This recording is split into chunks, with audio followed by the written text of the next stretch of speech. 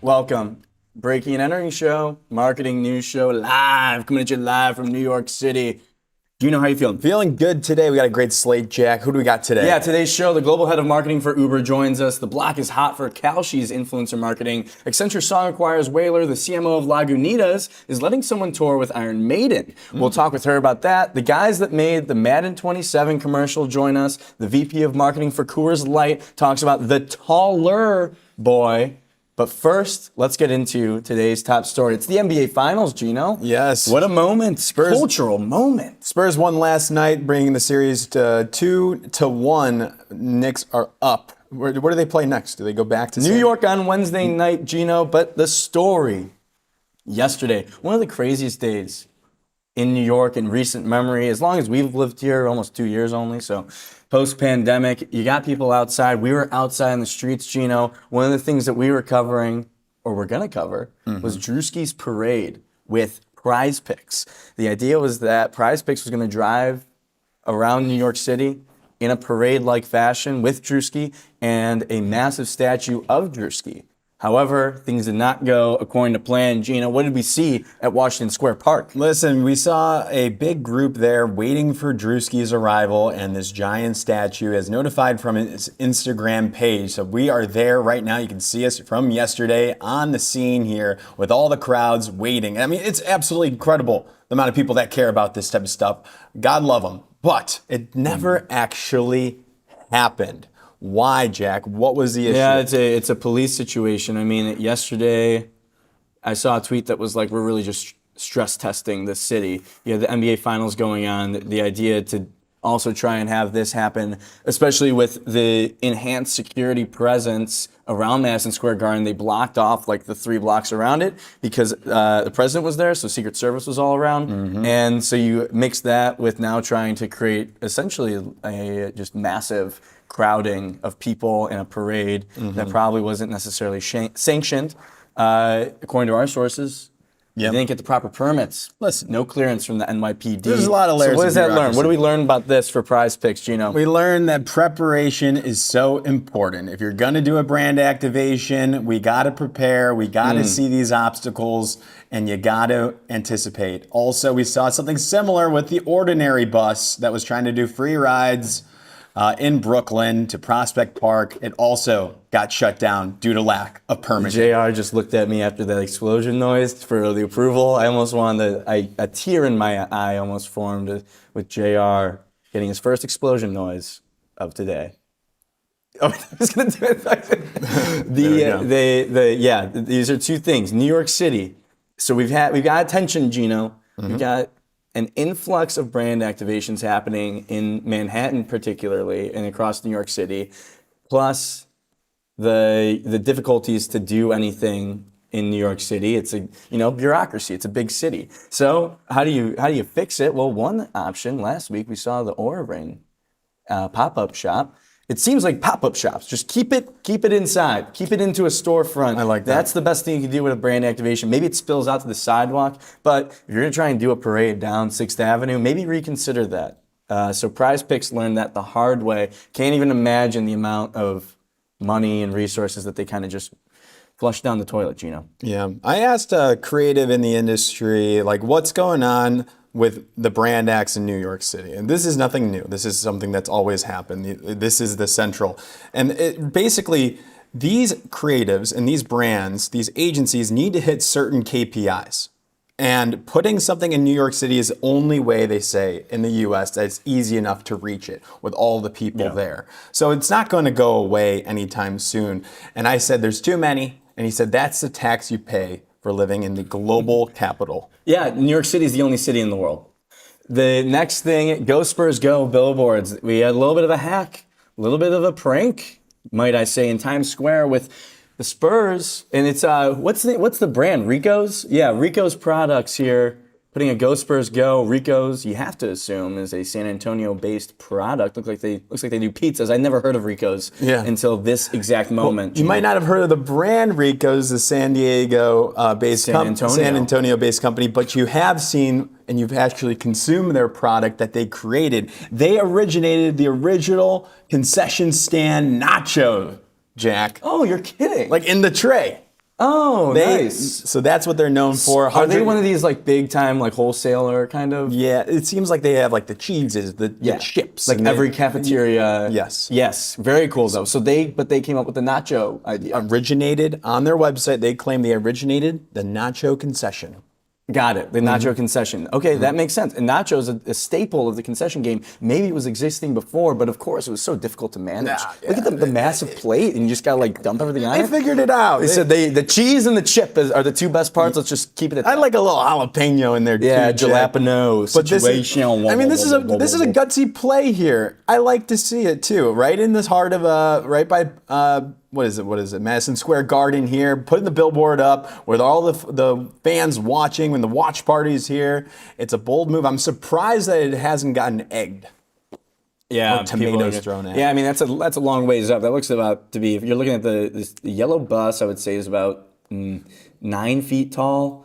And if you're looking at that, it looks like it's about 40 feet up in the air. It looks like, so not necessarily. Bold move by Clear Channel too for allowing this ad placement here. Hopefully, for the real ad sickos out there, and then maybe if they're out in the fan stands as well. Someone's going to start just like. You might get that association there. People might start throwing stuff up there. Maybe some water balloons or some rocks or some paint balloons of some sort.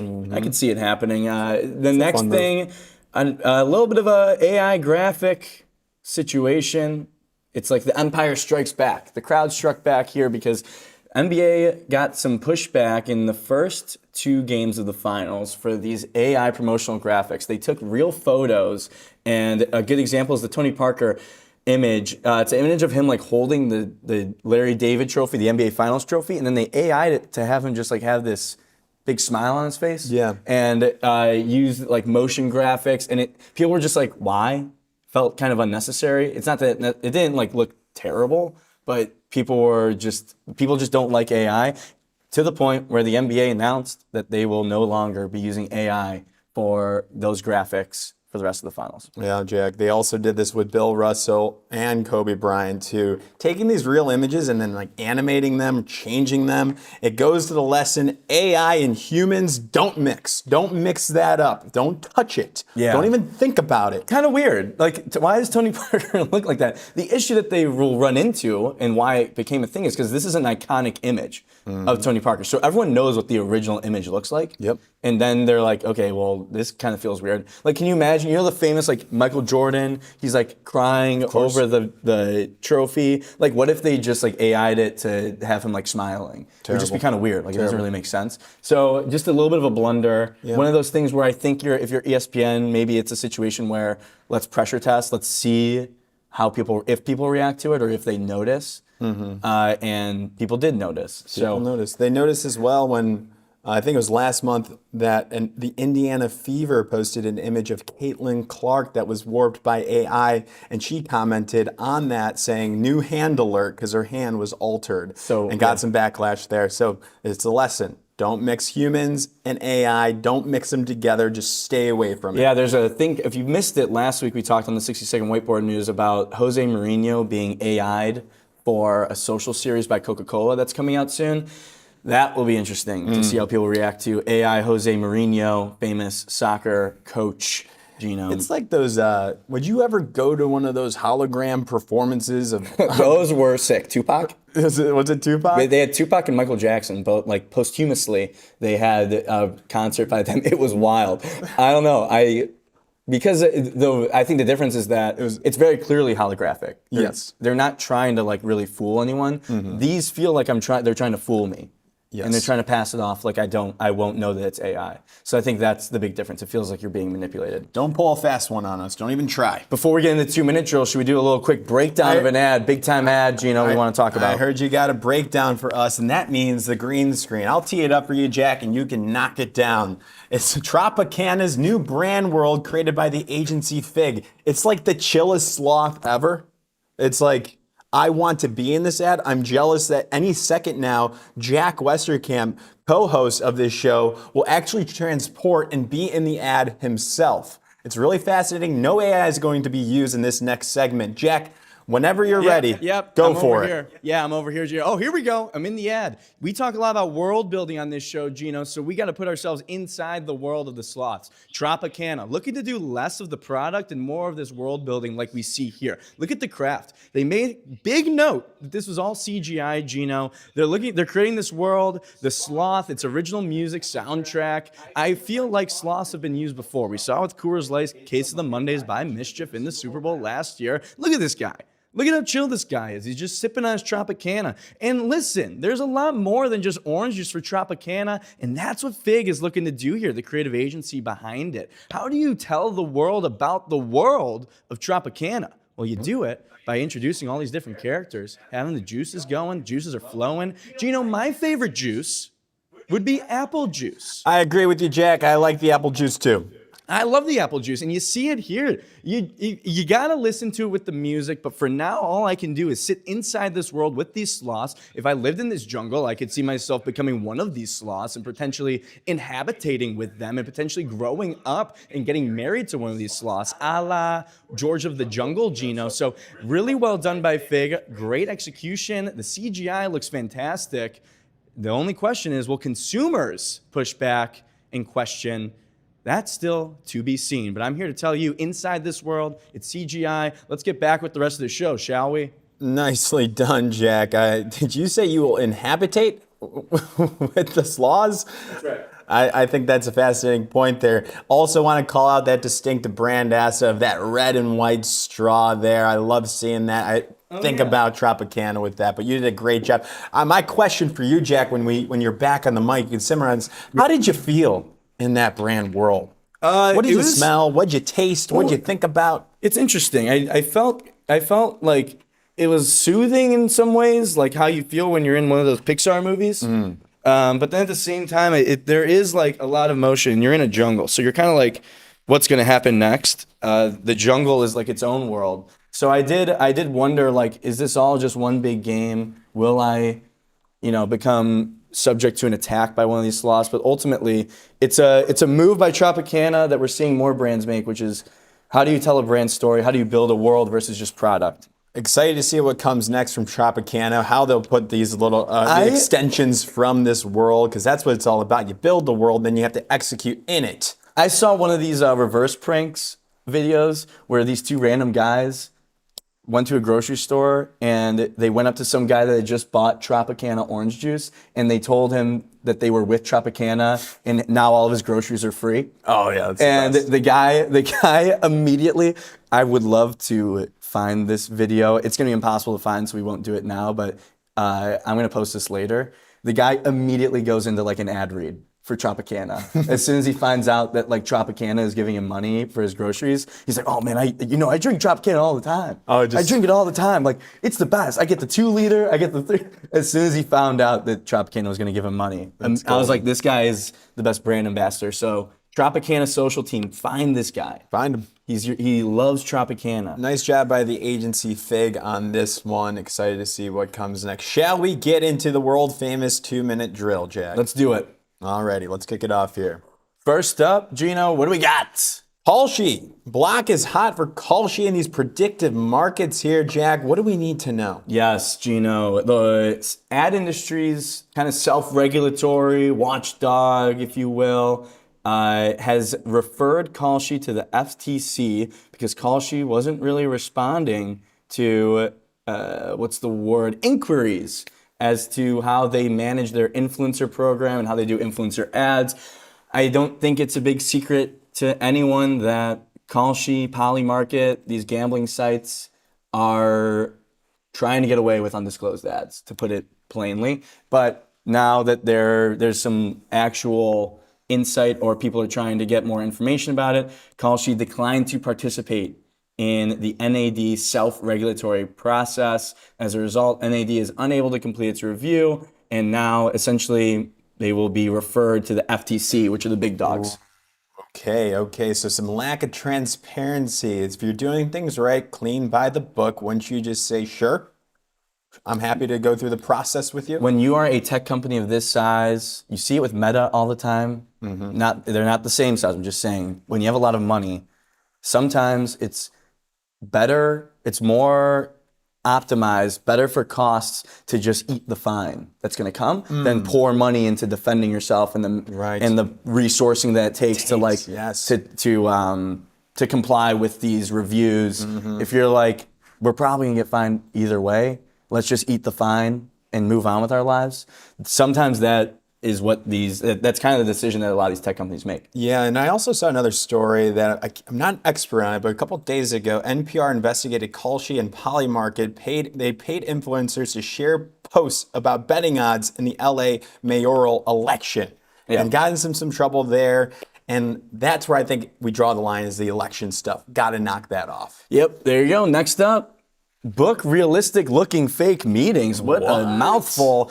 An ad creative, Gino, has created a tool. Alex Morris, shout out Alex Morris, senior creative at RGA. Pointless meetings threatening your wall-to-wall World Cup consumption. He created a tool that basically just automatically books meetings during World Cup games, and they look like real meetings.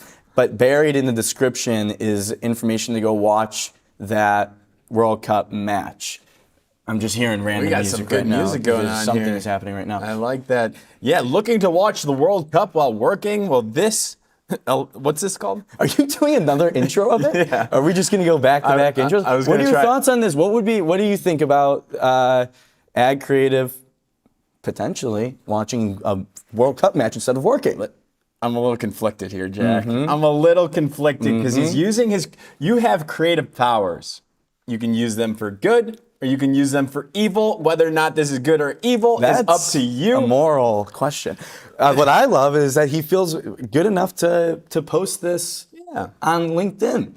That tells you about that. Maybe RGA. RGA's got a great environment. out. You look at Chapin Clark, who's led the best agency Twitter for the past decade, saying whatever he wants. They give their employees autonomy. So got to give some love to Let's RGA. pull up and his. Tefroff there. Let's pull up his post again. Let's give some air. Oh, look at it, JR. Alex Morris, senior creative. So you can, if you're an ad creative, get this, download it, get the tool, because he's making it. I'm sure it's meetings that look like they would be for an ad. Yeah. Ad agency It's like one-on-one. meeting. Yeah. LATAM growth planning, I see. Yep. And our team, I will be making sure we install on our servers a software that blocks this program, the ad breaking blocker. entering IT department that I also oversee. We have the opposite of an ad blocker as well. We have an ad enhancer, so That's you see right. more ads than ever. New ServiceNow campaign from Mischief. Anytime Mischief comes out with a new campaign, the industry takes notice.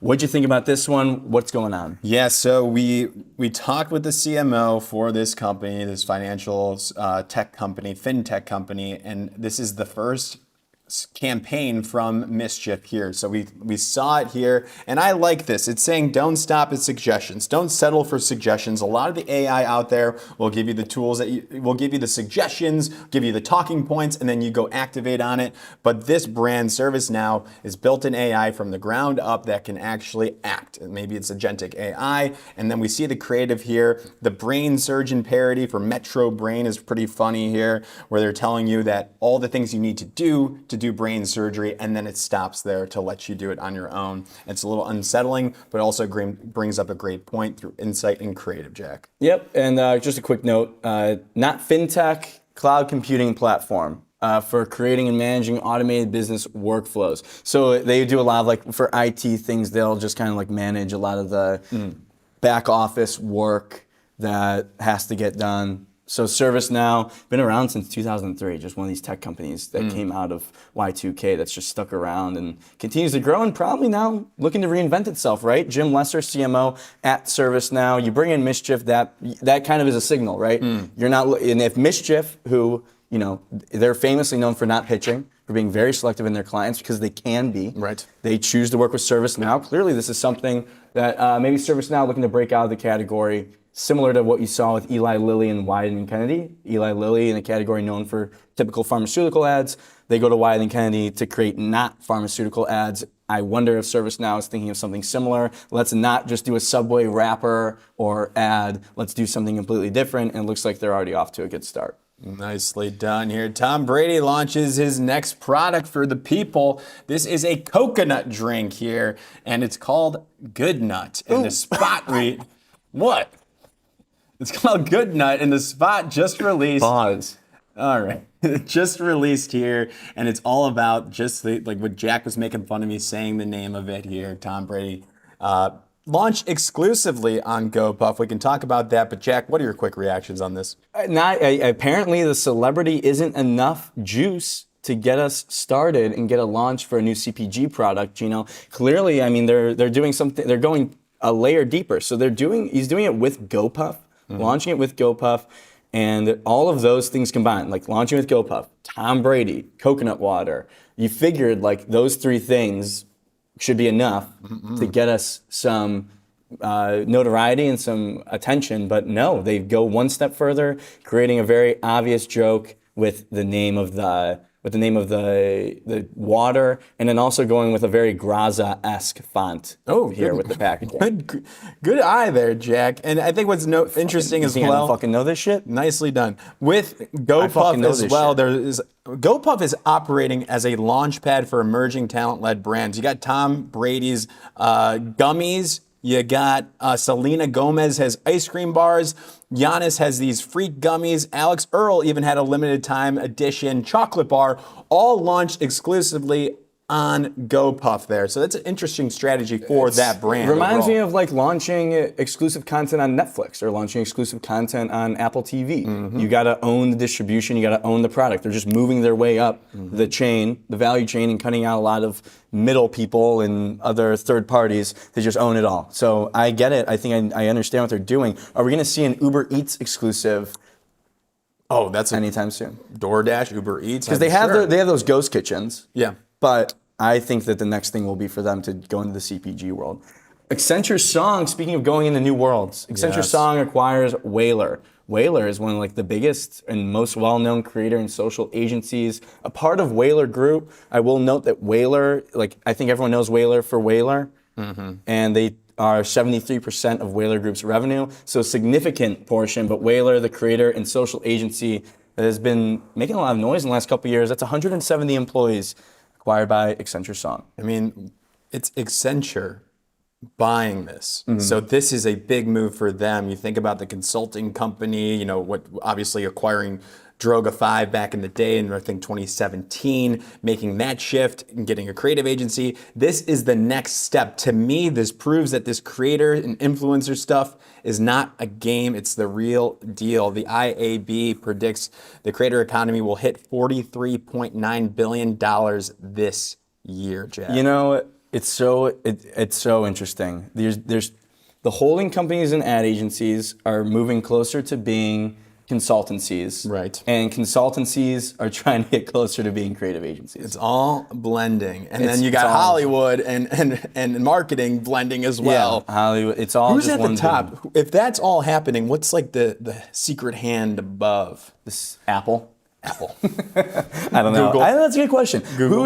Who's going to come out on top? Who's going to like win this battle? I think I don't know if you're going to have a winner because of the fact that like there's so much desire and need for these agencies or consultancies to help get brands' attention that there's going to be so much money going to it, and all the brands are going to be shifting a lot of their budgets like more and more to marketing and storytelling and brand and all that I think it's going to be like a lot. That's why a lot of these consultancies are moving to becoming creative agencies trying to look more like consultancies, because if you can just do all of it, then you can capture a lot of value because there's going to be a lot of value out there to capture. Absolutely. Well put, Jack. Great job of the 2-minute drill. That's the world famous one. You did great, Jack, and I think you also look great today, Jack. I do look great. Thanks for saying that. Why do you say that? Because I want to give a shout out to our presenting sponsor this month, Rothmans. Rothmans is a 4th-generation family-owned independent menswear store celebrating 100 years in New York City. It's not an easy city to stay in, and they've been here, and people love it. Their core belief is shopping should feel human, collaborative, and fun. Yeah, it's perfect for people that walk in not knowing what they want and leave feeling like the best version of themselves. That is pretty much me. That's me on any given moment. Sometimes fashion can be intimidating, but when we walked into the store, all the stress went away. Gino, keep it rolling. Check out Rothmans for all your big life moments, from first dates to weddings and everything in between. Go check them out in one of their New York City area locations. Jack and I prefer, to be honest with you all, the Union Square flagship store, and mention Breaking and Entering when you're there for 10% off. Tell them B&E sent you. If you want to order online, we understand. You can use code BREAKING10 at checkout. That's code BREAKING10. Let's give another round of applause for our sponsor, Rothmans, everybody. Shout out Rothmans. Thank you, Rothmans. Now let's move on with the show. Let's bring in Georgie Jeffries, Global Head of Marketing at Uber. And before that, we're going to play the new Uber Eats spot that just dropped, done by Mother. It's all about the World Cup. Gordon Ramsay. I'll leave it at that. Let's show the spot, and then we'll talk with Georgie.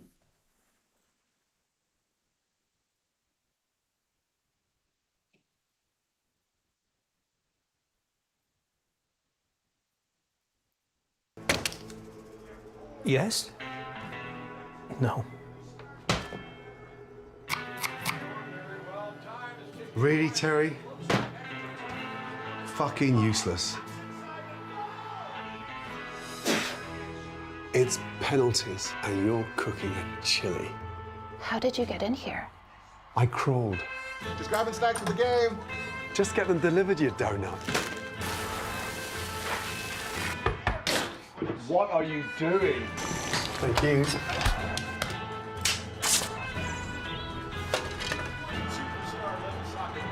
You need to leave, Gordon Ramsay. Who could cook at a time like this? With hundreds of deals on Uber Eats. Love it. There it is. Georgie, what's up? Hi, guys. How are you? Doing great. Thank you Welcome. so much for joining. It's a pleasure to have you. We just watched the spot, World Cup, Gordon Ramsay. How are you feeling right now, going into the World Cup, coming out of the campaign? Thoughts on all that? Yeah, we're feeling excited. I definitely feel like we've hit on a universal truth and insight that, has paid dividends in terms of how it comes to life. And it's also very exciting that it's our first ever global campaign for Uber. And we've done that for delivery, of course. So yeah, we're feeling good about it. Fantastic. So let's back things up here. I think it's so important. Today we see all the hard work paid off. We see it live, but there's a lot of work that goes into it. So backing things up, what did you brief the ad agency? Who was the ad agency? Whatever this was originally planned out.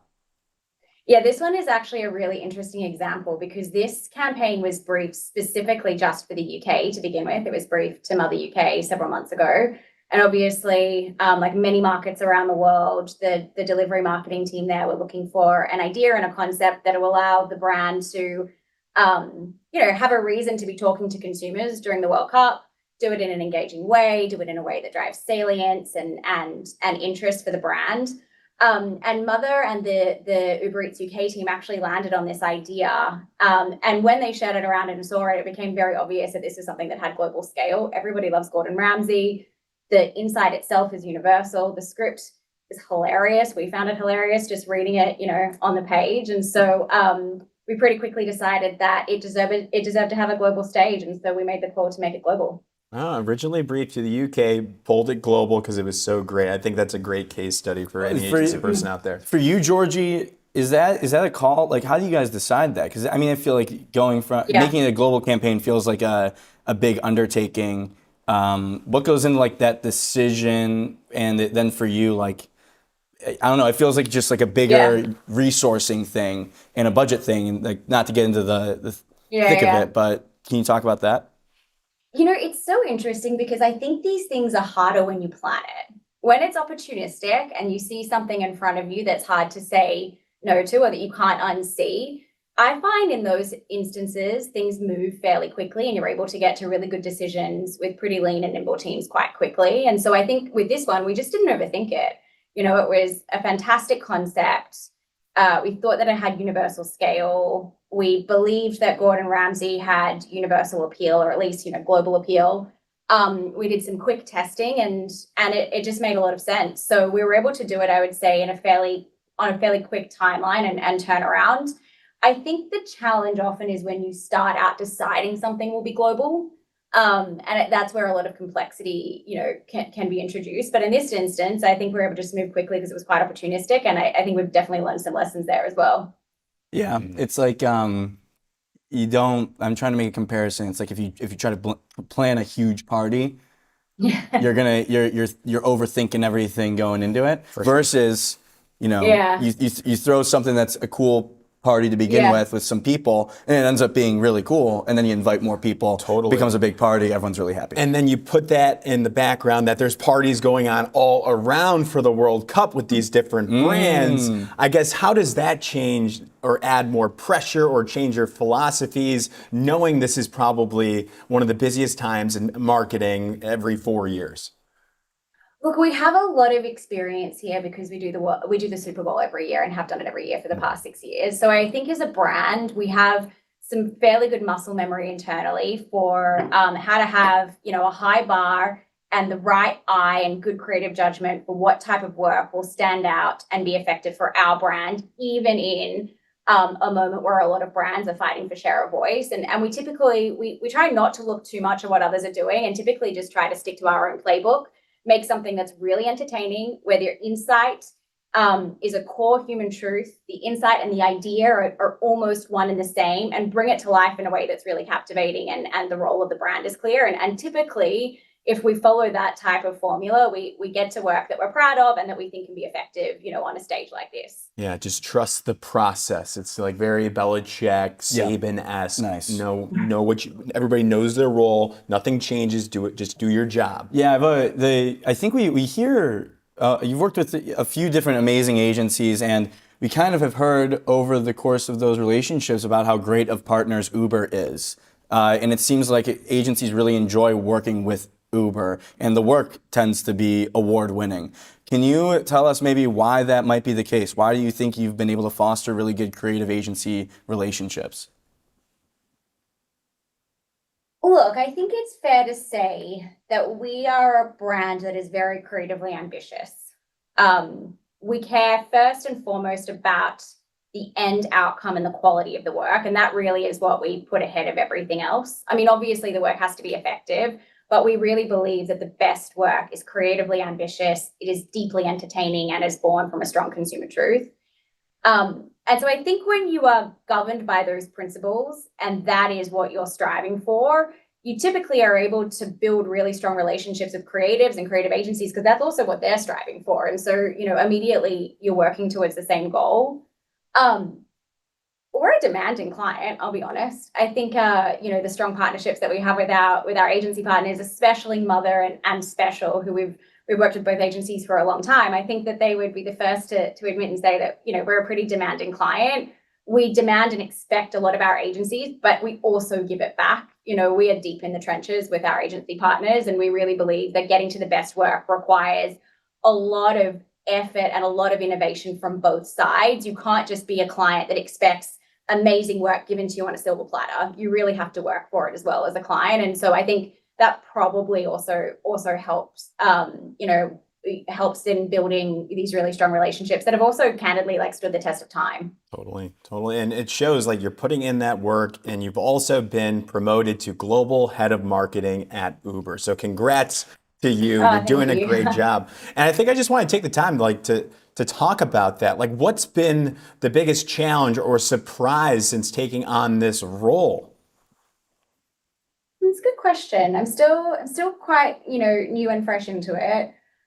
Look, I actually, before I joined the US and Canada marketing organization and business 6 years ago, I ran marketing for our APAC business for delivery over, and I was based back in Sydney. And I think coming from APAC to the US and Canada was actually quite a very steep learning curve and understanding how to operate in a big corporate environment like the US. Taking on the global mantle, the biggest surprise I would say has been, I wouldn't even say it's a surprise because I've been at Uber for a long time now, but one of the things that I found really fascinating in my first 2 months is learning about areas of the business or regions that I hadn't previously had to think too much about or touch. For example, our B2B marketing organization. It's fascinating the way that we are building products and marketing engines for a lot of really important enterprise and small medium businesses around the world. I know that probably doesn't sound sexy, but when you focus your most of your career on consumer marketing, it's quite fascinating what we can do from the B2B side and technology there. And then, when you can apply that to lots of different areas of the business that are new for me. But generally, the scale of it is really exciting.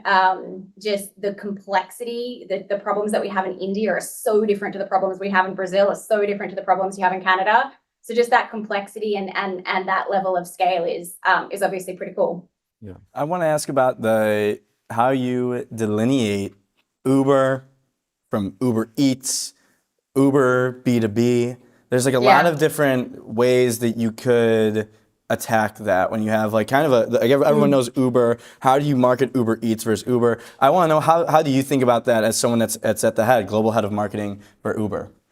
Yeah. So I think actually Uber Eats and our delivery brand has been ahead of the pack for us as an organization in terms of building and defining its consumer marketing voice. And you can do as much strategy as you want. It doesn't matter until you start to execute work and until you start to learn what resonates with consumers, what's effective. And so Uber Eats for us has certainly been leading that. What I would say, though, is we've done more and more work on the Uber mobility side and across lots of our different lines of business, is whilst we activate differently in terms of a different tone of voice and a different emotion, there is a lot of red thread in the way that we go to market. Again, we are very creatively ambitious. We are looking to always root our work in a core consumer truth. The role of the brand has to be clear, and we have to show up in a way that is disruptive, either in its media channel or creatively. Uber Eats, typically, I like to say that Uber and Uber Eats both operate on a pretty wide emotional spectrum, but Uber Eats typically is there to make you laugh. And it's not that Uber Rides is there to make you cry, but it definitely drives a different type of emotional response. And if you look back at a lot of our work, you'll see that. And so that's, in the most basic and high level of terms, that's certainly some of the governing principles that we look at. Yeah, I was gonna make that note. It does feel like because the Uber, there's drivers in your area. Yeah. I'm just thinking about love that one. I love that one. The one I think it was last year around the holidays. Yeah. They did a fall Friendsgiving one. Yes. Well, I'm thinking about the one where it's the girl who comes back home for the holidays. The holiday spot. It was our first holiday spot. Yeah. Georgie, is it tough on the team to go through these emotional roller coasters of putting them like through you're it. going through the Georgie, putting them through. Georgie, I mean, you're putting us through it. I can't even imagine what it's like. I'm not trying to feel something. I know. I bury those emotions. Yeah, we bury them. I think that's what's actually so beautiful about working on brands like Uber Eats and Uber, that you can tap into such different types of emotion. As a marketer, it's really exciting because you get to build a different type of muscle from a creative perspective. Certainly the work that we do on the ride side of the business has a depth of humanity and authenticity to it, which we really try to bring out and to make real. And so, yeah, it is quite emotive. I would like us to move to a space where we're doing some funnier spots in the near future for Uber Mobility. Again, we have to stretch all parts of our emotional range. We've definitely been quite heavy on the tear jerkers recently, but you can't really overcorrect in that way when you're building work that really touches and moves people. That's a good thing, and it's hard to do. So when you do it, you may as well lean into it. Well, we saw with the St. Patrick's Day Maura Higgins Irish exit. That's an Uber. That's a spot that's obviously very comedically driven. So it's not necessarily. Hey, out there, don't try and think that Uber is all serious and Uber Eats is all funny. I know in the corner. Fun brand. We're a fun brand. Georgie, you're a fun brand. That's a good quote graphic. We're a fun brand. Georgie Jeffries, Global Head of Marketing, Uber. That's a good one. Sound like a real oldie saying that, trying to make it true. No, I know. But yeah, I mean, to your point, our brand is just the Uber brand itself. If you think about, our core DNA, is definitely at the cutting edge of culture, doing lots of different innovative things like delivering kittens and puppies and ice cream before, food delivery was a thing. And I think a lot of the stunt work that we do really still speaks to that. So it's good to have that range. My one final question, because I think there's you talked earlier about the advantage of having like a nimble team. For resourcing for a marketing team, how do you know when you're at like the right number of people and the right amount of resources to take on some of these, you got global campaigns running. I just am curious your philosophy when it comes to resourcing and hiring for marketing talent at Uber.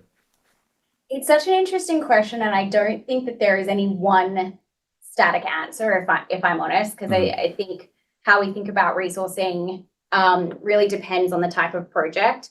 Generally, our philosophy is if you work at Uber and you work in marketing at Uber, we want you to be doing the best work of your career, and we want you to feel as though you're actually shifting your career trajectory by being here. And that means that you're going to be stretched. You're going to be working on things that really not just push your capabilities and your experiences, but importantly also just push like how much you think that you're capable of and what you can achieve in a day.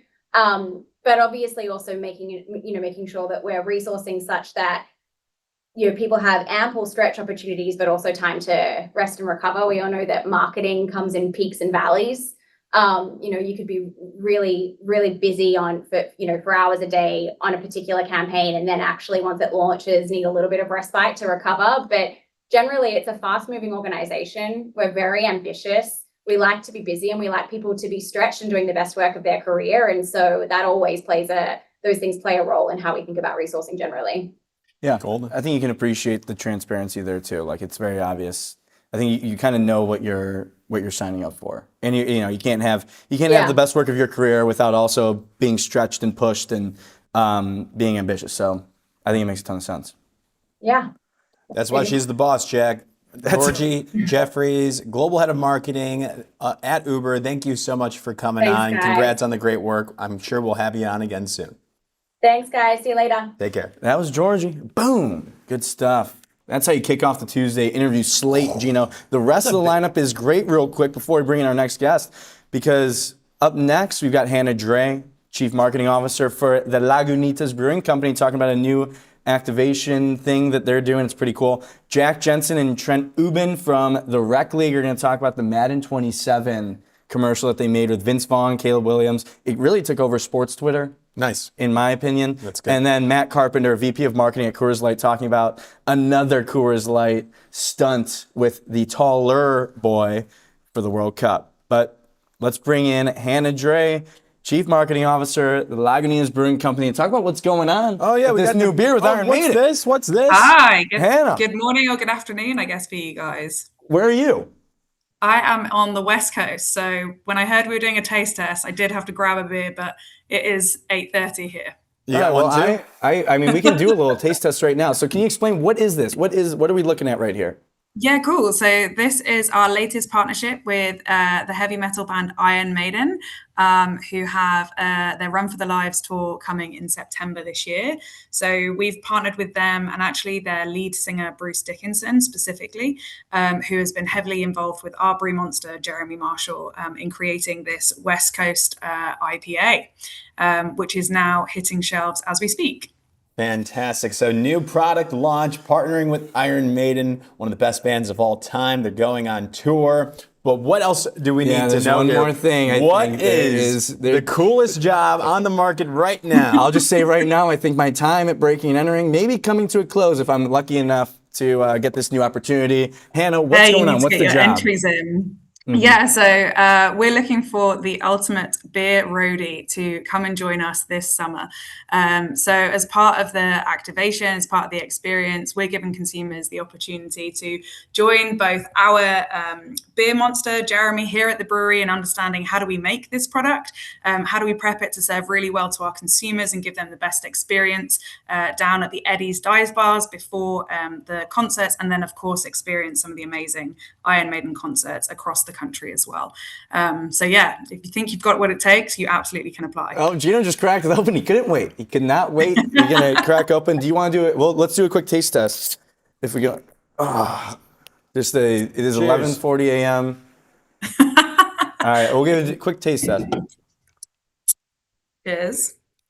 So this is made up of the Crush, Citra, and Simcoe hops. It gives it a really smooth finish, pretty light and easy in comparison to some of the other higher craft ABV products out there. Delicious. So how did you, it does taste delicious. It's a great IPA. I'm not usually an IPA guy, but this tastes very good. I like this a lot. 6.6% ABV for the beer people out there. That's good. And for the heavy metal heads, if they know what the 6.6 is related to as well. Oh, that's going to be it's one number away. I mean, 666. Number of the beast. Number of the beast. There you go. Iron Maiden. So yeah, let's talk about that. So there's there's somebody that's going to be traveling along, and basically we're calling this the beer roadie, and applications are out now. What are like the qualifications? What's on the job description? How are you going to for decide? this? I mean, what's the interview? There's a lot of questions. People are going to be curious. Yeah, so in terms of the responsibilities, you'll really be responsible for helping our brewmaster make sure that the beer that we've got going out is the best quality possible. It'll be making sure that at the Eddie's dive bars, consumers are having the best experience possible. And then, of course, making sure that when we show up to the tour, we bring the noise alongside the Iron Maiden fans as well. Wow. So we're just looking for somebody who is really excited to live their kind of true selves. What we learned was that 62% of people across the world are feel that they're not their authentic selves at work, and so we wanted to give heavy metal fans and beer fans as well the opportunity to change that. Oh, okay. So at work, don't feel their authentic self at work. So why not give them a job where they can be their authentic self? I like which for me means traveling the world with a rock and roll band, drinking beer. You're going to get 2 Iron Maiden shows this September, meet and greets at the Lagunitas Brewing Company in California, and you also get a $1,000 check for your time, Jack. I want to ask about making this with Iron Maiden. So how'd that whole process work? Iron Maiden just makes a beer, Lagunitas. Did they come to you all? How did this all transpire? Yeah, so Bruce Dickinson, the lead singer, he is actually a very avid beer fan and very much has a very sophisticated taste palette, as we learn. We went down and met him actually at the Aftershock Festival, ourselves and our brew monster Jeremy, and took a couple of samples with us to kind of say, this is the breadth of what we can create.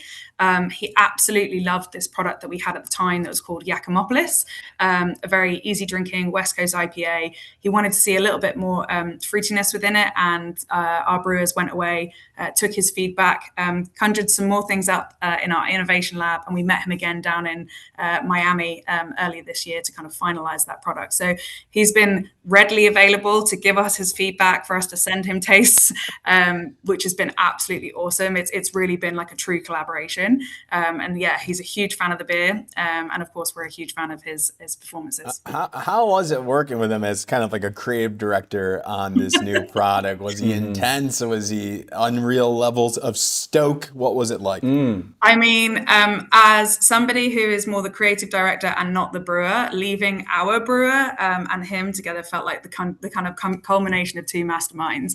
Our brewer Jeremy is extremely creative. They were just riffing off each other the whole time, kind of adding in which hops we could build in. So yeah, from my side, I actually took a step back to let the brewers who know what they're doing do their thing. Let them cook here. This is a good example of like a partnership, because the band loves the product, loves the drink. It makes sense. It's natural, and it's really cool. Like 2 of these brands come together. So I'm curious then, like, how does this elevate, or what's the plan, or what do you hope this does for Lagunitas? Yeah, great question. I think music has been part of our DNA for a very long time. We very much offer the stage to kind of up and coming artists here in our Petaluma backyard. For us, we wanted to make sure that we could bring something to life that is nationally relevant and really, relevant to not only people in the US, but also elsewhere as well. And Iron Maiden, with their fandom and with their loyalty and kind of values for quality as well, were the right partner for us to get involved with. As I said earlier, I think Lagunitas is a brand that's all about kind of life's way more fun when the real you lives it. Iron Maiden really share that value as well. And so for us, bringing those 2 things together, allowing people to be their authentic selves was really important as well. It feels like a big win for Lagunitas, because if you're going to an Iron Maiden concert, I imagine there will be a good amount or a hefty amount of Lagunitas trooper available, right? Whether it's within the stadium or outside the stadium. Like if you're tailgating an Iron Maiden concert, I don't understand. I don't understand how you don't drink. And I don't know if you've ever been to an Iron Maiden concert, but they tailgate hard. So they have these Iron Maiden bars where you can go beforehand, you can collect your merch, you can taste this beer. And so, the Eddie's dive bars are really a place to be at before going to the concerts as well. But yeah, this product will be available in stores now, and also in bars, both around the venues, but also at the venues too. How do you guys? I just had a quick question. What's the logistics on this supply chain? Like, is this going to be? How long is this going to last? Is it a limited time offer? Just real quick on the logistics question. Yeah. So this is going to be available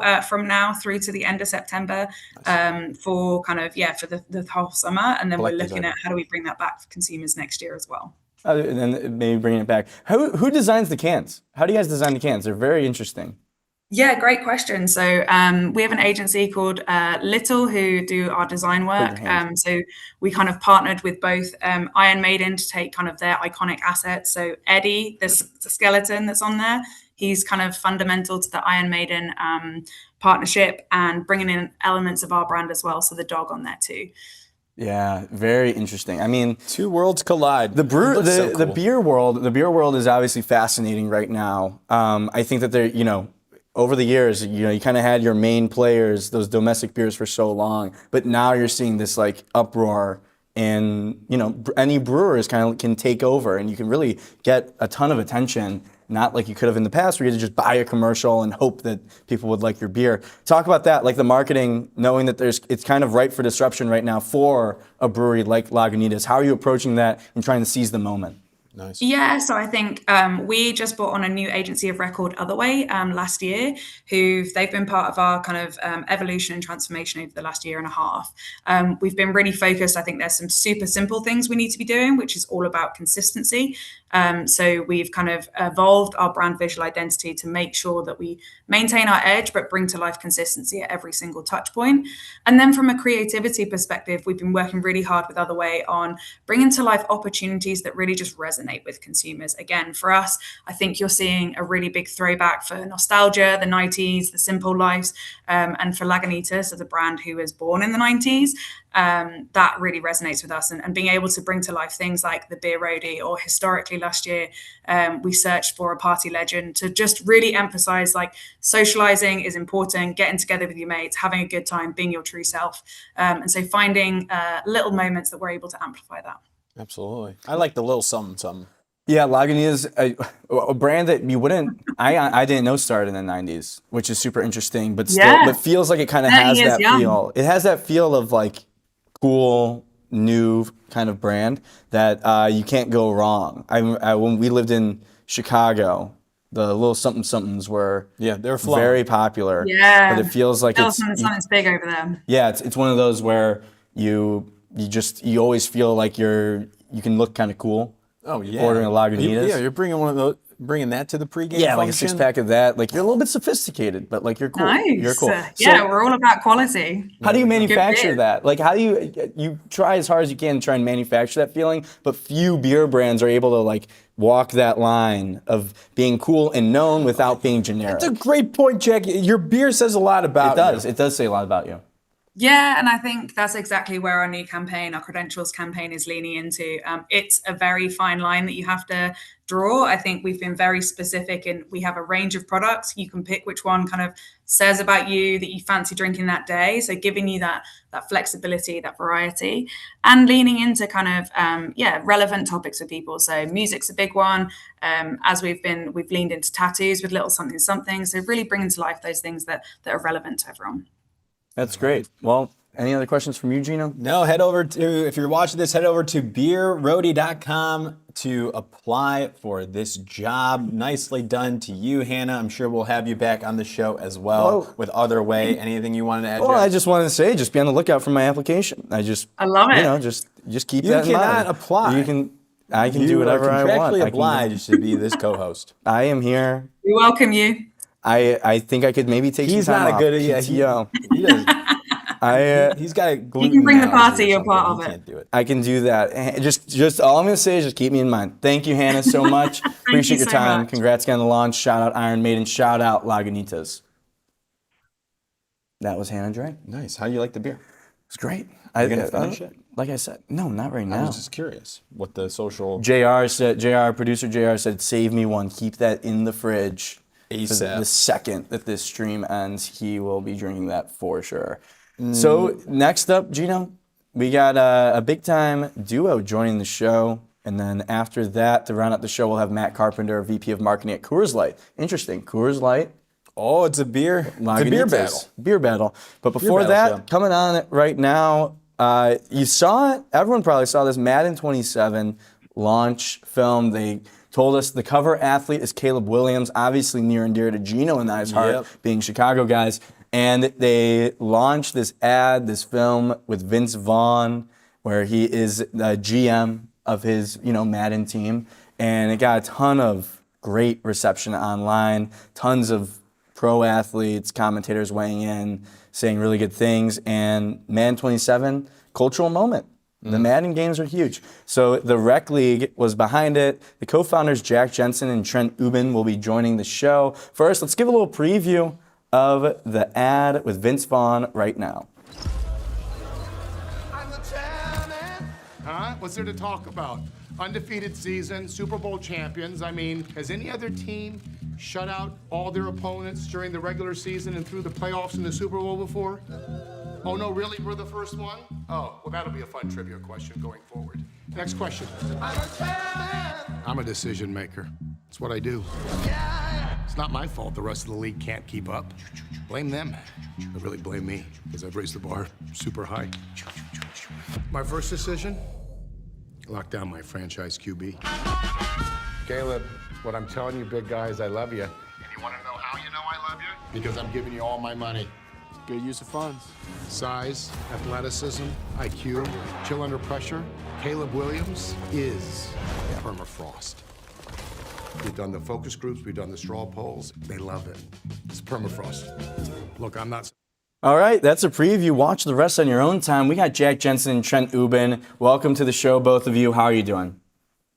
Good. What's up, dude? fellas. Good, man. Nicely done. We especially love this spot, so congrats you all on this film here.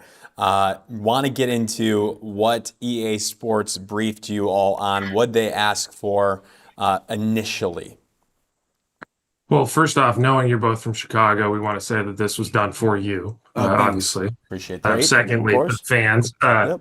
Yeah, so team at EA, led by Josh Klein, Reza, talking about your decisions in Madden NFL 27 can kind of make the rest of the league move. And in a game where, every fan gets to make their league their own, we kind of thought, what would a world look like under full control of someone as unpredictable and funny as Vince Vaughn? It's different for everybody, but in his world, he dismisses Tom Brady and pays Caleb Williams a boatload of money and then installs himself as QB and fleeces every team in trades. And, EA actually had come to us with Vince Vaughn initially as a thought and just kind of wrote itself from there. So, ton of fun. Yeah. When did they identify the cover athlete? Are we allowed to ask that? Or is that Ooh, super man.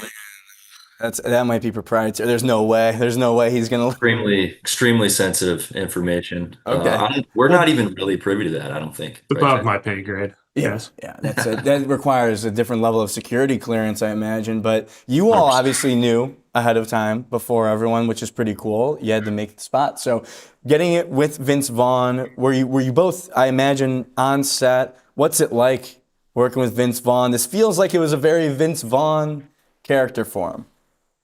We're a couple millennials, so it was pretty cool, man. I didn't know what to expect. I mean, you've heard like things about actors always, how they are on set and whatever, but dude, Vince showed up and he was like the coolest guy ever. He was just down to riff, down to make it, the best thing he possibly could. He's obviously from Chicago, so he was into it. So that definitely helped matters. But I think like the cadence we got into was we obviously had the script, but then we kind of had these setups and we then would just kind of let Vince riff on the topic. After we did a couple scripted takes, we then just kind of let him go off. And then we found that a lot of that material ended up being really good in the cut and we were able to kind of turn it into a relevant story beat. So it was really fun working with him, man. Yeah, I guess that leads into my next question. Like, are there any tried and true ways that you all approach these shoots when you're working with someone who is known for riffing? Like, you think of Vince Vaughn, I think of Will Ferrell, I think of like Kevin Hart, these kind of actor comedians that have a ton of talent. How do you write a script and go into a shoot in a way that you can allow for those setup moments? Are there things that you all have learned over the years when it comes to that? Yeah, definitely. I mean, so Trent and I were the directors on this too. So we direct as a duo, and in it we write a lot of this stuff. So I think for us, improv has always been a huge part of every shoot that we've been a part of. And we do that by being, I think, like over prepared on everything. So we have tons of beat sheets with lines and thoughts. And I mean, I think we're already kind of ideating on what potential riffs can come off of that, which then allows us to kind of free up from what we need to get. So when we're on set, you can kind of flow very organically.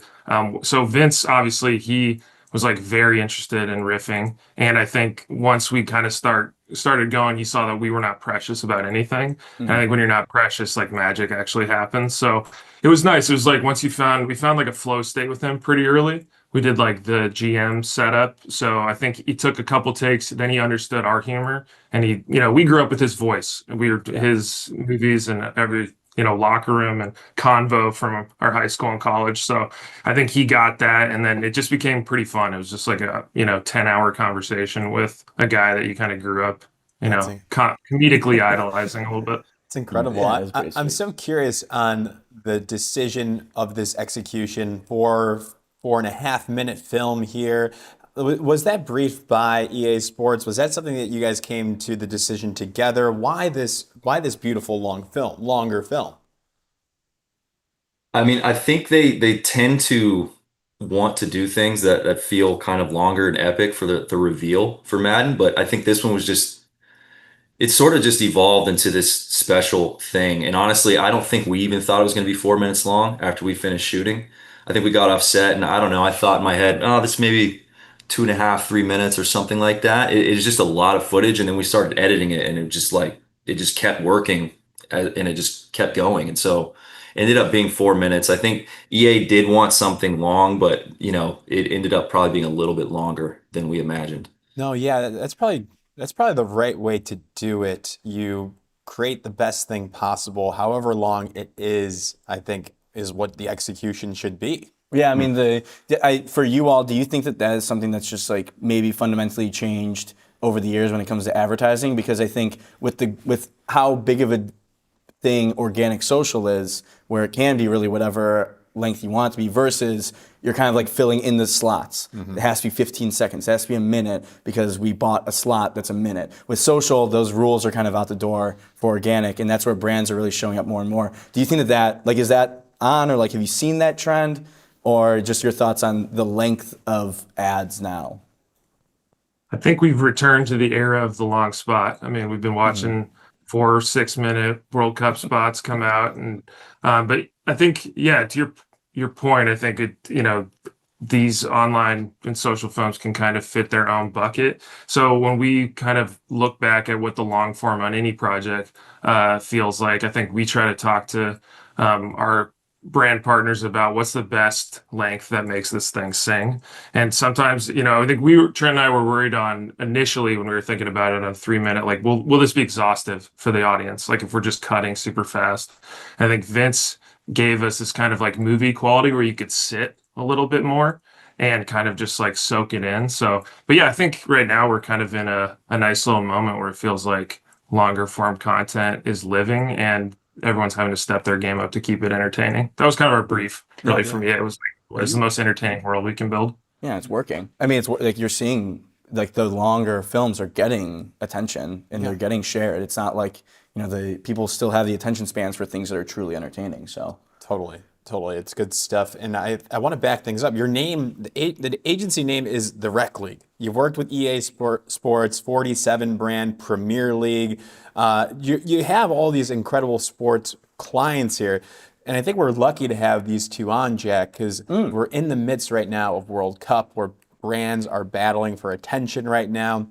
You have the NBA Finals going on right now. Just live sports. It's just general. live sports. Yeah. And yes, exactly. It's getting all the attention. It might be the last bastion of hope for the monoculture and TV. Attention. So I just want to hear from you guys on what you're seeing from brands, what's working that you guys admire, what you're not liking. I want to just give you the mic open-ended question here to let you talk. Jack, I feel like you got a good answer for this. I mean, I just think like trends change and fads happen, but like sport stays the same. It's always refreshing with talent, with storylines. It's something that I think audiences can anchor themselves to authentically. Like a lot of the audience has experience with sports and teams, and like that you learn so much from kind of the platform of sports. There's so many different tones that you can press. And now like athletes are their own brands. Like we work a lot with athletes, and a lot of them have more followers than the brands they're working with. And their followers want to see authentic content. The brands want to see stuff that actually strategically helps like hit the note. So we initially when we started that we felt like the world's going to continue to move to sports, and we're going to see this like gravity effect of all these brands that maybe weren't in the space that want to talk authentically to people. And then we just found like a lot of brands like spoke through athletes, and it just felt very like a facade a little bit, just felt, kind of fake. And so, we lean into content that feels really true to the audience and the athlete, but that actually works for the brand. So, but yeah, I think sports, like when people say sports are having their moment, I think we kind of smile like this is a deeply important thing to both Trent and I and everyone at the rec league. But yeah, I think it's like the only thing moving forward that's gonna be very constant, I think. Yeah, especially with like you were saying, so many things change, but I don't know, for brands and marketers, you can imagine the value that they would place on something that feels the most like a sure thing, which like sports, this moment right now with the NBA Finals, you knew it was going to be a big deal in the weeks leading up to it, especially if the Knicks are going to make a run. Mm-hmm. So it is, it's super interesting. Yeah, and you guys do a good job, and it's so crazy that you guys made this bet years ago with the rec league, but you do a good job with like Caleb and Vince Vaughn. It's so natural to us as Chicagoans in this cover launch here, this film that you did. It's so natural to us. It's like I enjoyed every moment of that. Like, how do you get in the minds of the Chicago fans for this if you're not from Chicago? How do you do that research and really get into the mindset of this specific subset? You eat 3,000 calories of pizza. You go sit at a bar with 8 other guys for 12 hours, and but you might not have the time to do that. Like that's like in theory, yes, of course. You have to move so quick. Yeah. We've done our share of that. I mean, honestly, I think it's a muscle at this point. Like to Jack's point, he said is that we really are authentic sports fans. Like our whole lives, we've played sports, and it's just like we live it. And so I think no matter what city we're in or what athlete we're shooting, I think we understand how to tap into that mindset and that fan base because, we just identify with it so genuinely. And so like we've worked with a lot of athletes over the years, and it's just when we encounter a guy, we're quickly, and it helps too, I think, that we direct and do the film side too, because that's such a human component of the creative. And so we're super tapped in on both the marketing and the kind of human approach of the creative. And so I think it enables us to take any talent and kind of find the most authentic version of them, especially because we also control the edit. So that helps us kind of bring that to life as well. So it's just both a process and I think just an authenticity thing from our standpoint. I just thought of something real quick. I want to get it out before I forget. The unused footage that you have from this shoot. So much. It didn't make the cut. Yeah. Feel free to send it to Jack and I. We would love to check it out. On the record, off the record, we're open for that. Yep. We'll shoot it over. Yeah, whichever one. Both work. We'll just take it. I'll probably just have it on our loop with my guy Vince Vaughn. Amazing stuff. Great spot, Vince Vaughn, another banger for Vince Vaughn, but made possible by the Rec League. Thank you both so much for joining the show. It means a lot, and congrats again on the launch. Thank you, guys. Likewise, guys. Congrats on everything. Thank you. Amazing. Vince Vaughn, you loved that ad. I love that ad. And I remember now, I interviewed Jack Jensen on the pod years ago. I think I brought up you could give him a run for his money in basketball. I think he's a hooper. He's a hooper too. I think I remember you saying that you won the 3-point competition. He's probably better than me. He's way better than you. I follow him on Instagram. He's dunking and stuff. Oh God, yeah. See, that's what you want out of like your sports ad agency person. Yeah, like you want them to be able to like you want them to have averaged like 25 points a game in high school. For sure. You want them to be able to dunk or.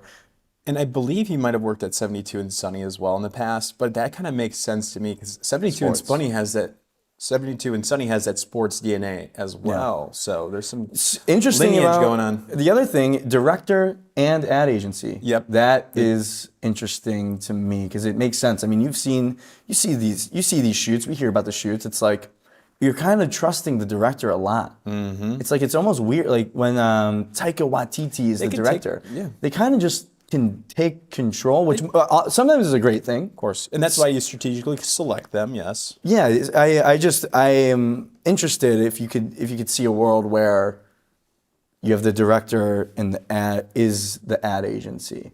Like could you see directors going and just starting their own ad agencies? Is that something this is a open question. Oh yeah. A thought experiment maybe for the audience. Could you see a world where that makes sense? You know what, Jack? We've seen actors open up their own ad agencies. I don't see why a director one day wouldn't open up there's a lot that goes into it. Like directors are oftentimes like represented. Oh yeah. In a lot of cases, I don't know. That's just like kind of how it works. They usually, like I would talent. assume they like the craft. They don't want to be bogged down by all the client stuff. Agreed. I think that would make a lot of sense. Yeah. Our next guest here, another beer conversation, is Matt Carpenter, VP of Marketing at Coors Light. Coors. They debuted today, this morning, the TallerBoy can. 3 beers in 1 can. And if you're confused or you're asking why, first off, this is dope. Second off, there's a higher strategic value to this. And Matt Carpenter joins the show now to explain. Matt Carpenter, welcome to the show. Thank you guys, and great work on the harmonized chorus call there. That was impressive. Yeah, no big deal. Do you want to give it a shot? Yeah, can we get a Coors? Should I close with it, or you want to open strong? Let's open with it. Okay. Coors Light. Boom, Nice. Matt Carpenter. That is light, money. man. That was good. Yeah, You you held gotta that for a commit to that. long time. There's like 4 beats. That was good. Yeah. So thoughts on Gino's intro though? He said first, if you're asking why they did it, first off, it's dope. What are your thoughts on that being the opening line by Gino on the strategic insight for this? I mean, it's encouraging. It's beer, but I like the support. Right. It's dope. It's dope. Could be a double entendre there. Exactly. So it is beer, and we're excited to be out there celebrating with our fans. Absolutely. And the time right now is World Cup season here. This is a part of a broader campaign. Can we back it up? Because not too long ago, you released a spot, the hero spot that kicked off this campaign. Can you give us the rundown of what's going on in Coors Light Land?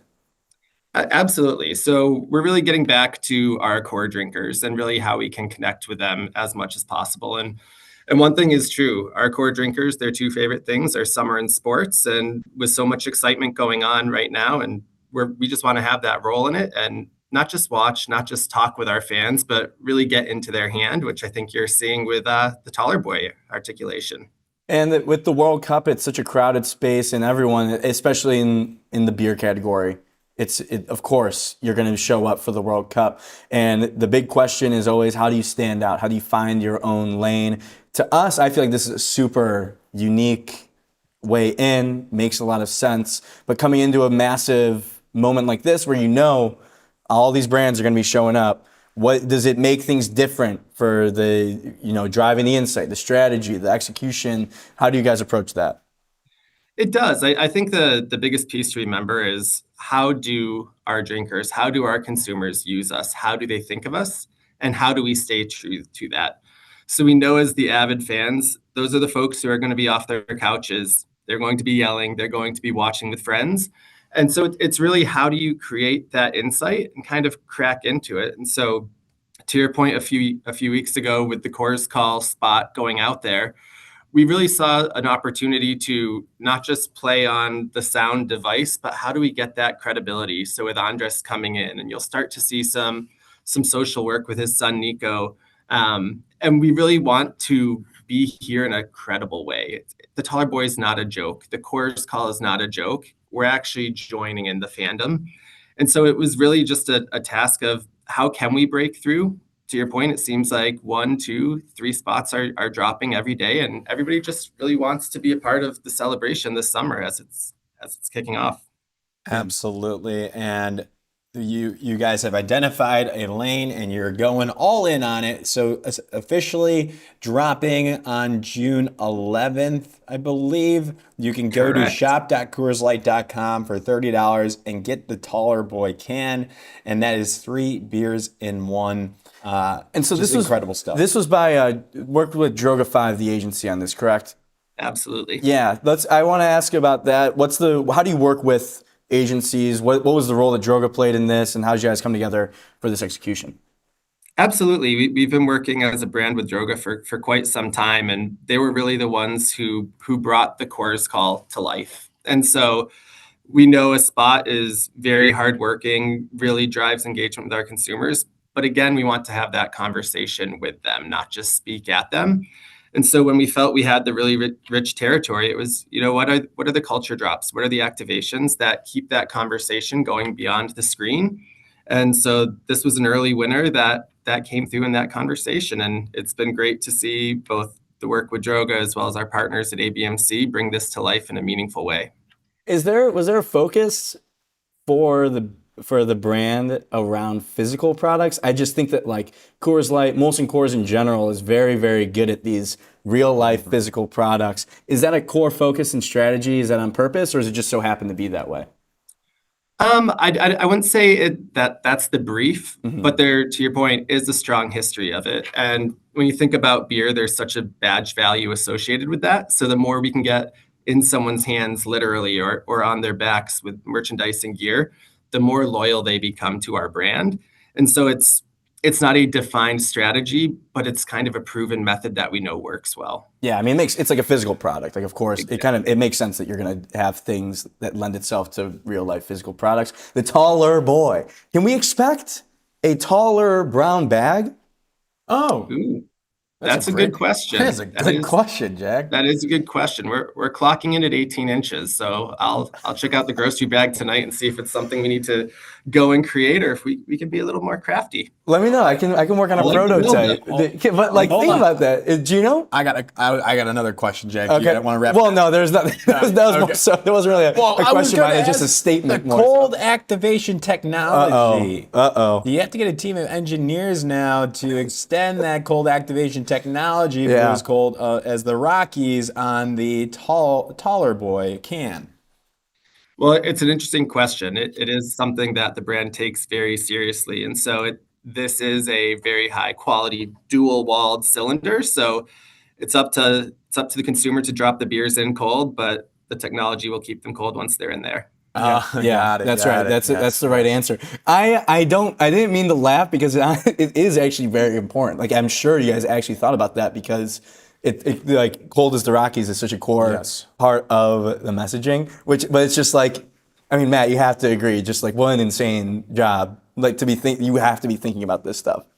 Oh, 100%. And thankfully, we have access to engineers far smarter than I to bring it to life. But it's a concern. Nobody wants warm beer. That's a cultural truth I think we can all agree on. Yes, 100%. So for Coors Light, for the brand, just generally speaking, what's top of mind right now? What are some of the things that the Coors Light brand specifically is thinking about to continue to drive growth amidst the larger beer market? Absolutely. I mean, we have a place in consumers' lives. We need to maintain that place first and foremost. There are choices aplenty in the category, and we need to maintain our ground. Beyond that, we need to give consumers who aren't choosing us the reason. What's the catalyst to get them to come into the brand and really become loyalists? And so there are so many ways that can come to life, but I would say our biggest drive is to both maintain and grow relevance. Every day, a new 21-year-old legal drinking age consumer is born, and we want to be their first beer. We want to be their first experience, and we want to maintain that through their lives. And so it's something where we are very protective of the brand and kind of those who came before us, what this is built on. But we know we need to win every day. It's not something that just because we have been around for 48 years, people are going to choose us as they have. Yeah, it's the definition of always on. Always on. It's 100%. Like, but that's got to be fun because if the main thing is maintaining relevance, that kind of opens up the opportunity to do really unique, creative stunts and things like this because it's going to create relevance. It's going to create more attention in the way that Coors Light wants it, which is very fun. It's got to be, it's a fun brand to work for, right, Gino? Absolutely. I believe they add an extra O every time there's a goal during the World Cup. Is that correct? That is more goals, more celebrations. So you will see many O's hopefully, and we're counting them. What asset will the O's be added to? Is that on the website? Is that on socials? Not to the TallerBoy, maybe, probably not. But where are you actually adding these extra O's? I mean, I would say the sky is the limit. I think you'll see many tangible placements with a whole lot of O's. We'll have some really strong out-of-home placements, but then we'll have some more creative things that you'll be seeing out in the world. So more to come. As I say, the sky is the limit, and it's definitely something we're committed to counting. Well, you remember, you already know this, Matt. Last FIFA World Cup in 2022, Jack, you should know this too. 172 goals were scored. So you've got your work cut out for the Coors marketing team. I can't wait to see it. It sounds so fun. You gotta. I can just think of you gotta be. I'm gonna be posting every time a goal scores another Coors, a longer goal call. Yeah. For each one. So the first one is gonna be like Coors. It's gonna be Coors. And then it's going to just grow and grow and grow as the tournament goes on. I might do that. That's a good content idea. I mean, if you want to kick off every day with an elongated call, I will not be mad at you. There it is. Yeah, that's not a bad idea. So your World Cup, obviously big moment, and then and so I imagine there's a lot happening. You mentioned it, a ton going on, and I guess we'll just wait and see. I'm sure there's a lot planned, right, Matt? You got it. All right, we'll be around. We'll be around for it. Matt Carpenter, thank you so much for joining the show. VP of Marketing at Coors Light. Coors Light TallerBoy, done by Drogo 5. Coors! Thank you so much. Well done. Well done. Thanks for having me, guys. Yep, that was Matt Carpenter, VP of Marketing at Coors Light. That was good, Jack. I would just build on add the light at the end. Let's get the full brand in there. Come on, beggars can't be choosers. That's Coors, right, really Coors is the .com for $30. You can get this TallerBoy dropping June 11th and June 18th while supplies last. What a show, Gino! What a show!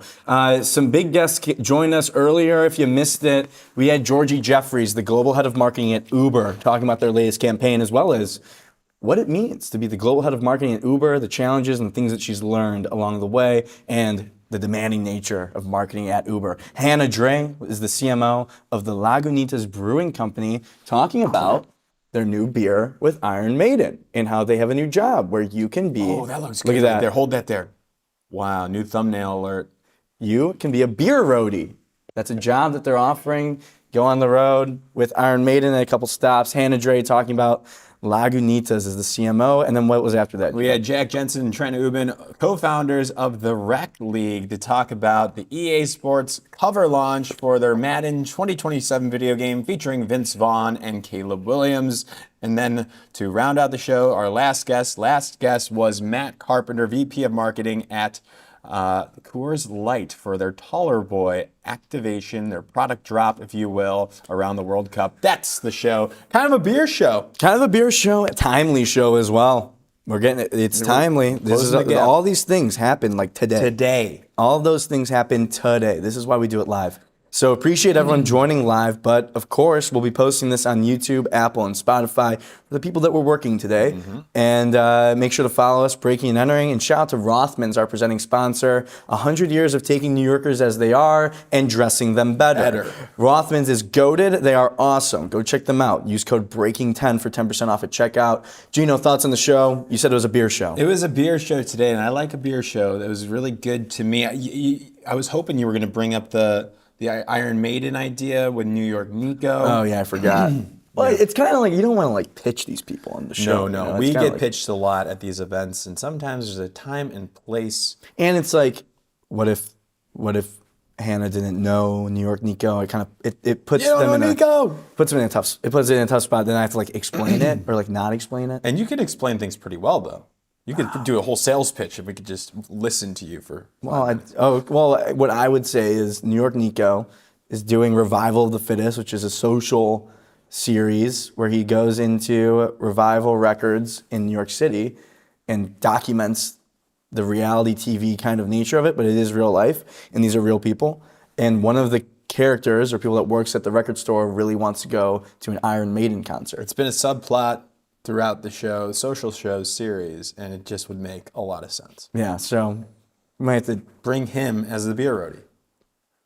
Yes, yeah. Bring that guy, the guy from the record store. But great show. Do you do anything this weekend?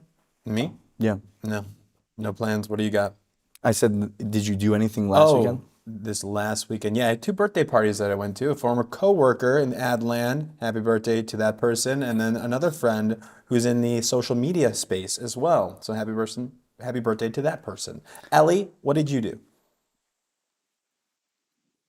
I went to the beach. We cannot hear you. Let's go back over to Jack while you guys figure that out. I went to a wedding this past weekend in Indianapolis. Love was in the air. I love a good wedding. I had a blast. I did a bunch of dance moves, a lot of times. What were you rocking? You want to show us? I was doing this one. Ooh, stanky leg. No, do the stanky leg. This is what I was doing, and then I did a bunch of Louis Armstrong impressions. Oh, go ahead. Yeah, I did a bunch.